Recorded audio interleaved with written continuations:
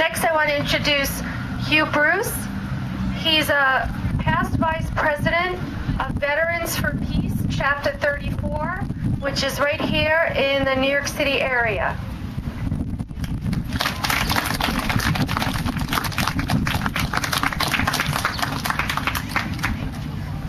Hi, my name is Hugh Bruce.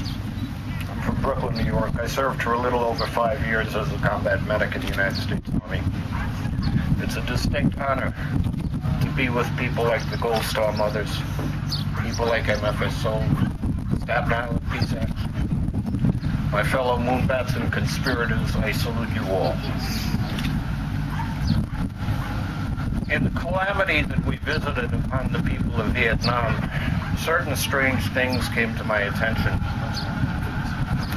Our institutionalized racism, homophobia, all those things that are still an epidemic in this nation of ours, they all fell to the side when you're on a battlefield and you had to worry about the guy next to you.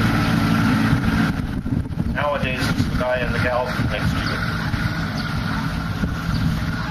A few miles from Arlington National Cemetery in Virginia, there's a private veteran cemetery where men and women make a conscious choice to be buried instead of in Arlington, and one of the main reasons is that they allow tombstones in which you can have whatever you choose engraved on them. There's the most interesting one there. It's Air Force Staff Sergeant Leonard Matlovich.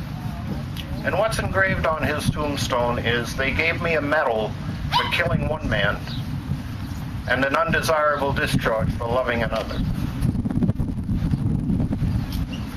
That battle goes on to this day. We're here to remember all of those who gave their lives ostensibly in the defense of freedom and of their country.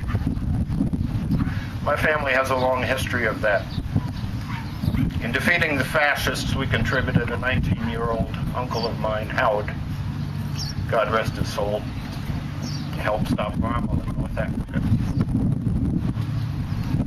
This battle goes on, and the question is being raised a lot in Veterans for Peace, whether or not Memorial Day should be only about veterans or our fallen, or whether or not we should remember all of those who have been victimized by war.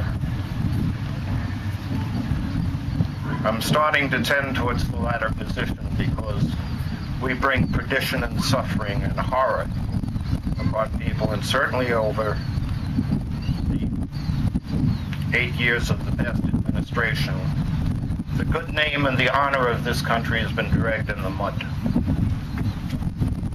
I don't think that's just my opinion. I think the last election pretty much proved that a lot of people feel the same way. Don't ever let them tell you that you're in a minority. You're not. The difference is you're activists.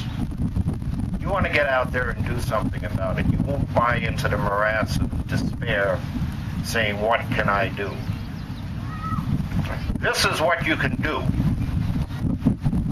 And every family that walks by with their little children may just get the idea that war is an instrument of national policy is one horrendous mistake. And that it doesn't have to be that way. Not every country has 68 bases around the world so that we can project the power that we think we have. 760. Okay? 760. Yes, well, specifically those that can project our, that is to say, bases would be 52s, the capacity to deliver death and destruction to their neighbors. We're signatories to every document in the United Nations, including the Universal Declaration of Human Rights. And it's my hope and prayer that by doing things like this, we can deliver two messages. A, that our country keeps its word. And B, that the abolition of war as an instrument of national policy is something that we all have to work for. And we can convince our neighbors of the justice of that position. Peace is patriotic. Don't let them tell you otherwise. What is unpatriotic is to commit our young men and women to these various enterprises throughout the globe in which we have no legal, ethical, or moral right to do so. Change is in our hands. And our president has told us, you have to hold my feet to the fire. You cannot depend upon the Congress to do it. By executive order, President Obama will soon do what Harry Truman did in a moment of courage when he ended segregation in the military with the stroke of a pen. Well, we still practice discrimination in the military, and it will be ended in exactly the same way.